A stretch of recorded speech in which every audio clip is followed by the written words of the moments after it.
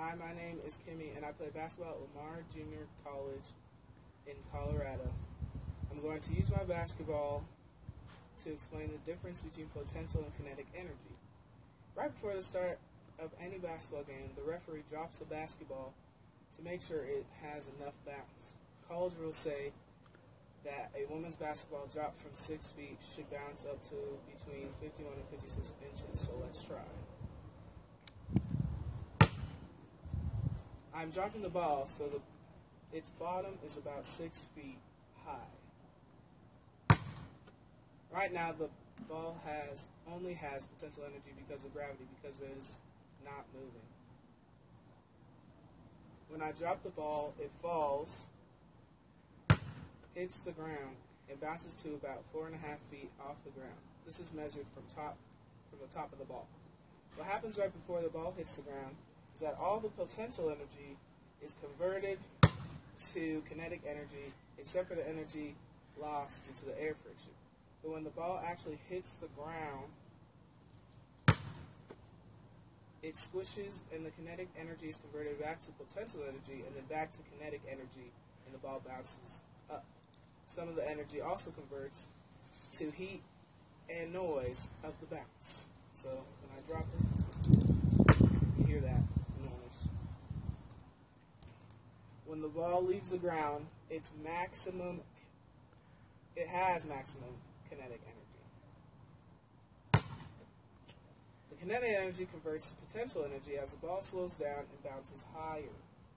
So, out of that. Finally, when the ball bounces up to about 54 inches, all the kinetic energy is converted back to the potential energy, minus all the energy lost due to the air friction coming up. Of course, in a basketball game, I need to give the ball extra energy with my fingers so that it will bounce way back to my hand so I can dribble up the court like this. Let's go inside so I can show you the math for what just happened.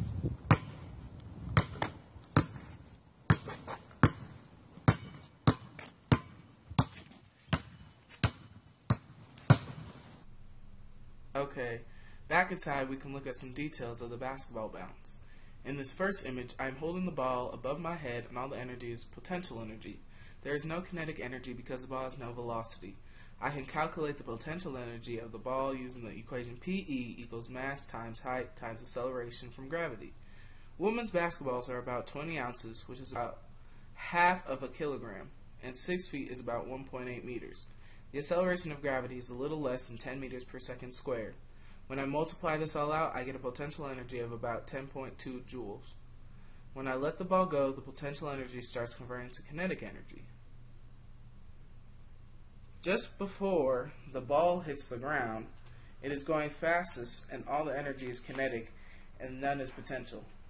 Since energy is conserved, the kinetic energy is going to be around 10 joules with some energy going to air friction. If I use the kinetic energy equation of half times mass times velocity squared, I can plug in 10 joules and mass to get an estimate about 6 meters per second for the ball velocity. As the ball hits the ground, this velocity quickly goes to 0 and the energy converts from kinetic to potential energy because the ball squishes and wants to rebound. As the ball bounces back up, the potential energy converts to kinetic energy and the ball is moving fast as it leaves the ground. Again, all the energy is kinetic. The total energy will be less than the original potential energy because of air friction, heat loss, and the noise of the ball bounce. Finally, the ball bounces up to about 55 inches measured at the top. A women's basketball is about 9 inches across, so the bottom of the ball bounces up to a little more than a meter. We already talked about mass and gravity acceleration, so I can calculate the final potential energy of the ball, which is about 6.5 joules. This is a lot less than the original potential energy. When I subtract the difference, it's about 3.7 joules.